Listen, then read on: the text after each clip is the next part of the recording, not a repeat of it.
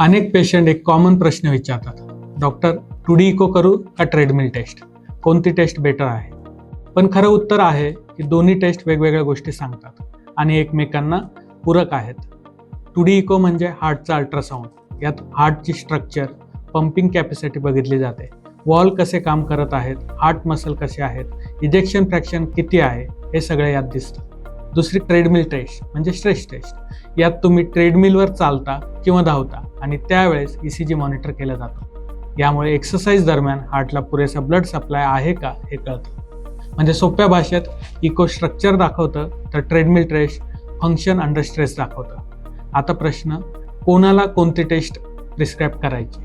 जर तुम्हाला ब्रेथलेसनेस असेल, वॉल डिसीजचा डाऊट असेल, हार्ट फेल्युअरचे सिम्पटम असतील तर इको जास्त युजफुल आहे. जर तुम्हाला एक्झर्शनवर चेस्ट पेन येत असेल, वॉकिंग केल्यावर डिस्कम्फर्ट होत असेल तर ट्रेडमिल टेस्ट युजफुल ठरते. अनेक वेळा दोन्ही टेस्ट एकत्र करावं लागतात कारण की त्या टेस्ट कॉम्प्लिमेंटरी आहेत. पण एक महत्त्वाची गोष्ट आहे की हे टेस्ट स्क्रीनिंग टूल्स आहेत. फायनल डायग्नोसिससाठी कधीकधी एन्जिओग्राफी किंवा ॲडव्हान्स इमेजिंग लागते. आणखी एक मिसकन्सेप्शन म्हणजे रुटीन चेकअपमध्ये ट्रेडमिल टेस्ट करायला पाहिजे, हे चुकीचं आहे. सिम्पटम्स असताना ट्रेडमिल टेस्ट नेहमी आवश्यक नसते.